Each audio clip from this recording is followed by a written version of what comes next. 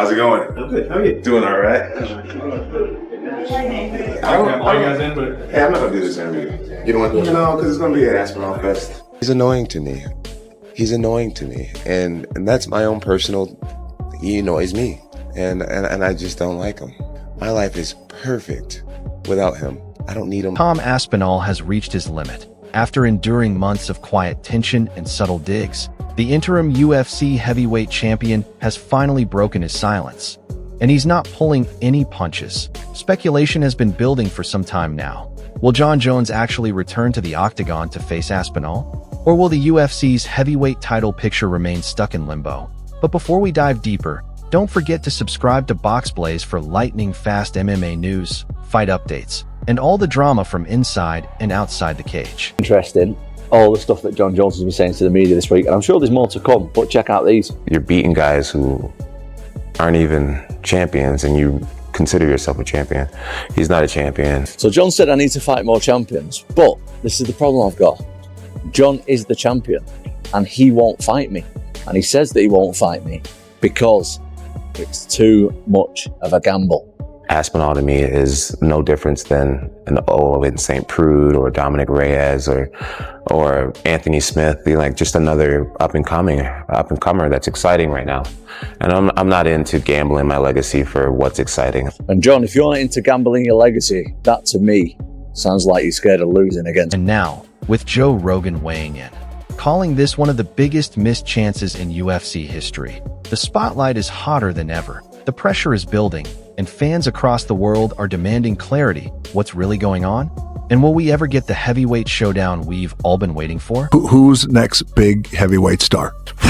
Tom Aspinall, the guy who Of just course, who won just the won. interim title. He's phenomenal, and he is again the next the next advancement of the evolution of the sport. How so? Well, because he can do everything. That guy's got elite jiu-jitsu. He's got elite takedowns. His striking is outstanding. Like, I've seen a lot of heavyweight, even Francis, who's like the greatest, scariest power striker I've ever seen in the heavyweight division. No one's scarier than Francis. Francis does not move like Tom Aspinall. Tom Aspinall is significantly faster than every other heavyweight.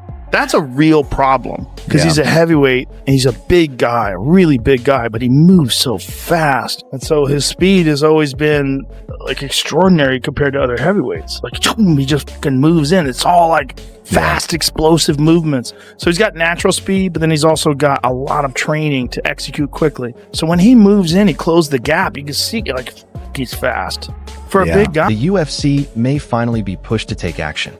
Let's rewind for a moment. Jon Jones made a highly anticipated return to the UFC in 2023 after a 3-year hiatus, and he made it look effortless. He defeated Cyril Gane in less than 3 minutes, capturing the vacant heavyweight title. This victory was meant to kickstart the Jon Jones era in the heavyweight division. But things quickly took a turn. A significant injury forced him out of a scheduled title defense against Stipe Miocic, leaving the heavyweight landscape in limbo. That's when Tom Aspinall emerged. The rising British fighter made a major impact, with one of the quickest ascensions in UFC heavyweight history. After dominating top contenders, Aspinall stepped in on short notice and delivered a shocking first-round knockout against Sergey Pavlovich to seize the interim title. This performance shifted the narrative.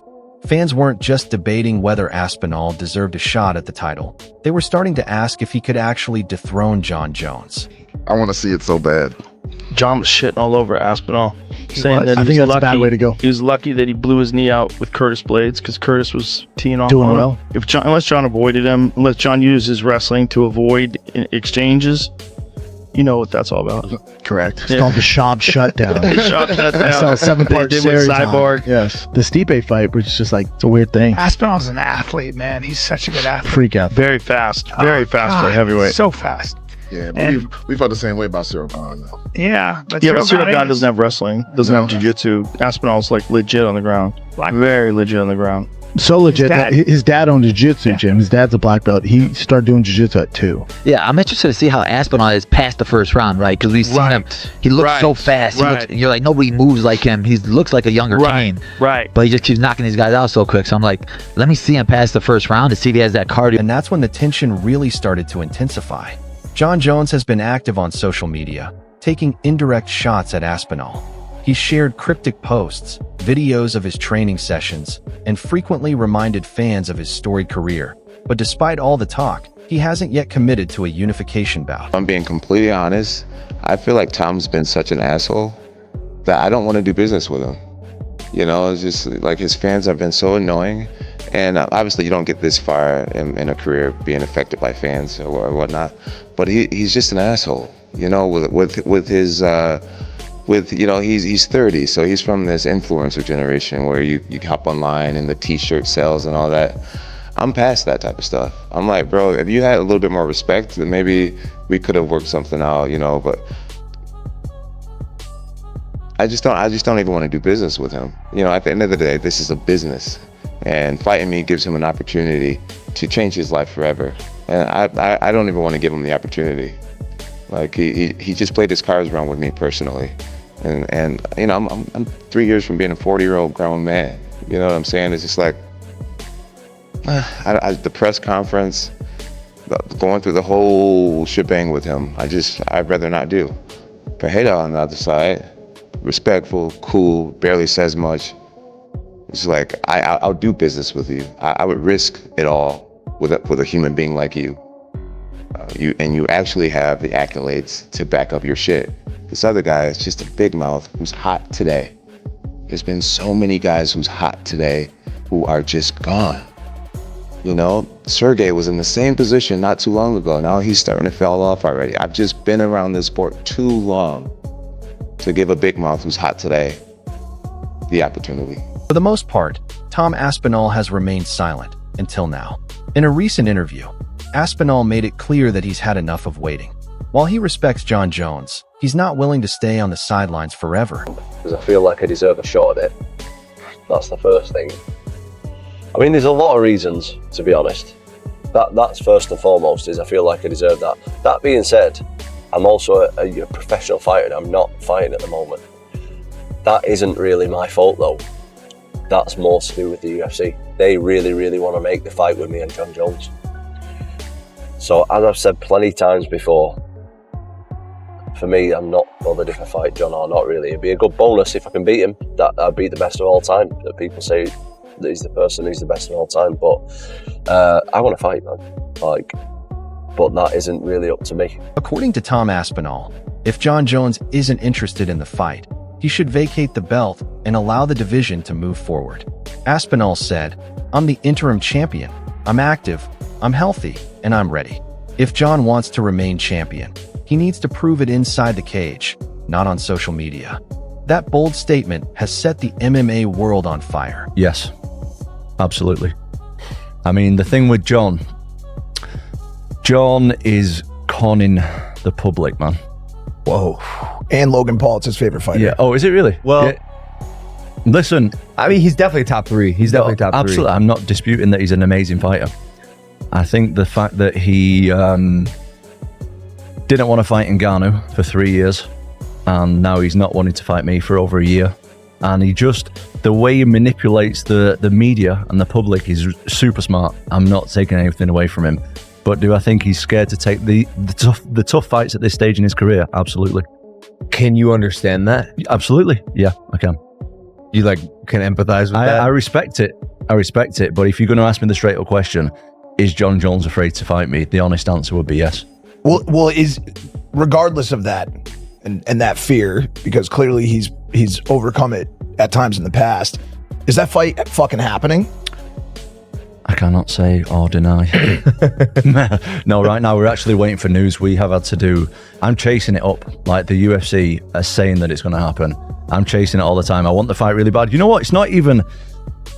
Like, I see people online saying, the thing that happened with Conor and Chandler. Yeah. People are like, don't be like Michael Chandler. Listen, it's not about the fighting Jon. It's about the UFC heavyweight title. Yeah. Like, I've got a version of the title, but I want to be the undisputed champion. That's all it is. It doesn't matter about Jon. I'm trying to be the undisputed heavyweight champion. That's it. Yeah. I'm not chasing one fight. If I can fight Jon and get the biggest scalp in MMA, absolutely, I'll take it. Do you know what I mean? And it's a great time for me because he is slowing down a little bit, and I've not even reached my prime yet. So, spoken like a true A-side right there. I mean, I'm not the A side. I'm not going to start pretending that I am. That guy's going to get $30 million to fight me. He's definitely the A side, but I definitely think it's a fight that I can win. When he came back against Surreal, yeah, you watched that fight? Yeah. Were you surprised at how good he still was after all these years and moving up to heavyweight? No, you know what? I think Jon, like you said, I think he's one of the best fighters ever. Definitely top 3. That's debatable when you start putting in about drug tests and stuff like that, I think. Damn. And Joe Rogan? He's fully on board. On a recent episode of the Joe Rogan Experience, Rogan didn't hold back. He openly stated that Tom Aspinall could be the most dangerous heavyweight the UFC currently has. Rogan praised Aspinall's speed, footwork, and fight IQ, highlighting that he's unlike any opponent Jon Jones has faced before. Rogan even went as far as to say that if the UFC doesn't book this fight, they'll be making a massive mistake. Because he has not been tested in that way. And, you know, you're getting up to elite status where you're calling out Jon Jones. Yeah. Right? The rumor is that he wants $30 million and, you know, the UFC's going to pay it. Hopefully. If I give him the opportunity to fight me, I want to be so compensated. I want to say I want that U money to the point where if I won or lost, that it really wouldn't matter. Rogan also raised doubts about whether Jon Jones truly wants to face Tom Aspinall. He acknowledged that Jones is a genius inside the cage, no question. But he also pointed out that Aspinall is a different kind of challenge. Youthful, faster, with cleaner striking and an unpredictable style. Rogan stated that if Jon doesn't take this fight, many will begin to believe he's avoiding it. And that feeling is gaining traction among the fans. The longer this situation drags on, the more people are starting to ask, does Jon Jones really want to unify the belts? The UFC on multiple occasions. What is holding it up right now is his side. That's the truth of it. Do you remember what I said quite a while ago now? I will retire Jon Jones without even fighting him. That's something that I said. And Jon, let's do it. If you want to do it, you don't have to ask me twice. If not, I'll fight somebody else. Actually, agree with a lot of what Jon says. When you put the resumes next to each other, his resume is far superior to mine. The risk reward for the both of us. His risk is he has everything. So on the skill differentials, where would you say he has the edge and where do you have the edge? He's amazing at everything. Are you better than him at any one discipline? No, but I'm way younger and way more athletic and way bigger. I possess a power that he's never seen before or even come close to. But like I said, I completely agree with everything that he says in terms of resume.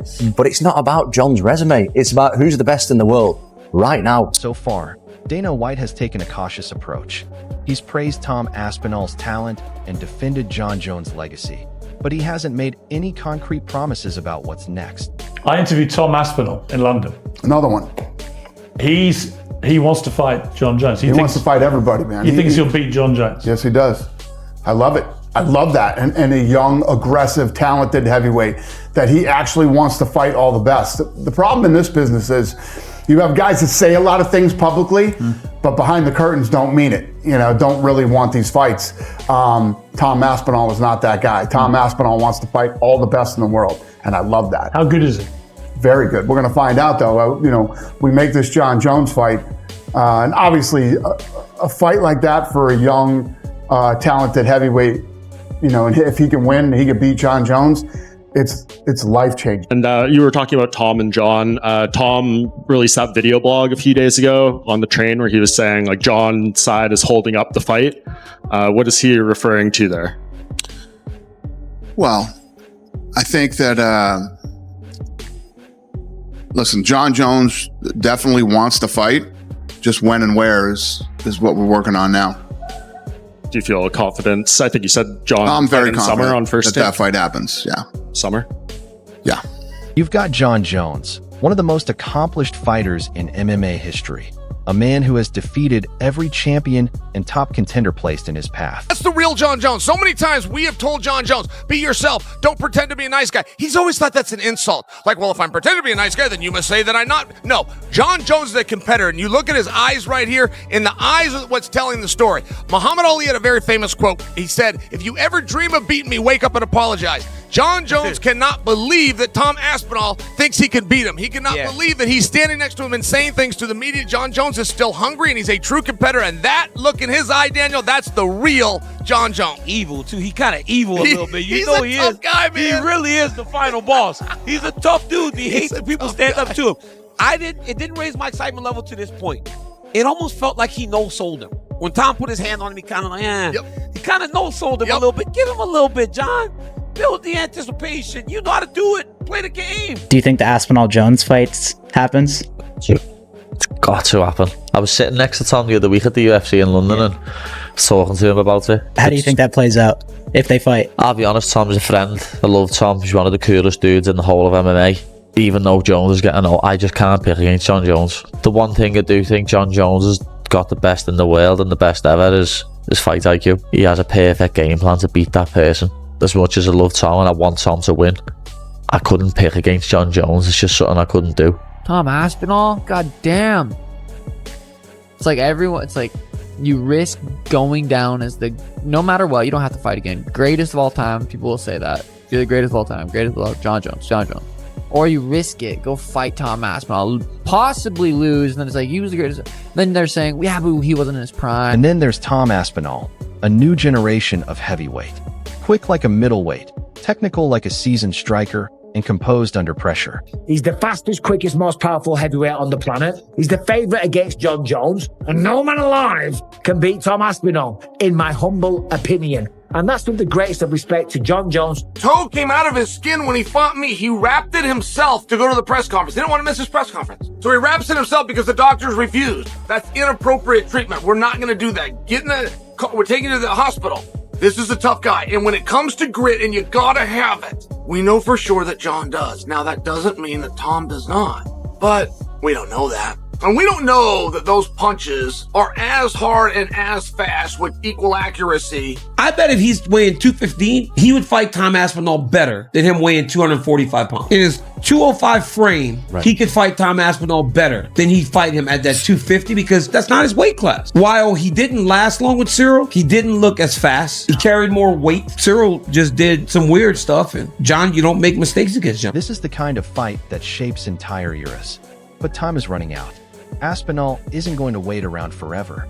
He's already made it clear that he's open to defending his interim title if Jon Jones doesn't return soon. Ngannou 3.5 years ago, and he got destroyed in that one. And by the way, he looked even better in that than he did in this one. This is a man who looked like he needed a new hip at a UFC event recently, right? He is so broken down from the old Stipe, I run old Stipe, from the vintage Stipe Miocic that once was. I am not even exaggerating when I say his hand speed and his punch accuracy was significantly worse than Iron Mike Tyson, 58-year-old Mike Tyson who fought Jake Paul the other day. Obviously, his legs weren't as bad, but his hands were so shit in this fight. It was unbelievable. This is exactly why this man should not have been fighting in a heavyweight world title fight, nor should he be fighting any top 10 MMA heavyweight. Stipe is shot to bits, and that's not just because he fought Jon Jones and lost. Like, you can just see it looking at his performance, man. There was no timing, there was no speed, there was no accuracy. He was terrible, bless him. And you could see on the ring walk, he didn't even want to be there, man. When he retired afterwards, he said, thank God. This was a man cashing in on a final payday and thought, fuck it, I'll take it, and I'll take the cash and run. To even try to wax lyrical over this performance by Jon Jones is just taking away any context of the fight and realizing he was in there with someone who was so finished, it was an embarrassment. The man's not won a fight in fucking nearly 5 years, man. What on earth are we doing putting him in a title shot? It's just a disgrace, really. It was a disgrace, and it was all to soothe the ego of Jon Jones so that he could have his moment where he beats a quote-unquote legend. Honestly, it's not that far off from what Jake Paul did the other day, this. You're getting in a guy who's clearly over the hill, clearly doesn't belong in there anymore, just so that you can have his name on your CV. Who gives a fuck if he's not in his prime anymore? It proves nothing. Look, to be fair to Jon Jones, I think he probably thought Stipe would have been a bit better than that. And there'll be a lot of glossing over this to pretend like this was a half-decent win. It was insignificant. You can cash checks all you want, bro. You are a duck. And that is now your legacy. We will always remember that the supposed greatest of all time didn't have the balls to get in the cage with Tom Aspinall. That's a fact. He's admitting it right now. He would even drop the world title, claiming he doesn't value the world title. Literally, your whole legacy is around world titles. Talking absolute shit. If it doesn't line up, then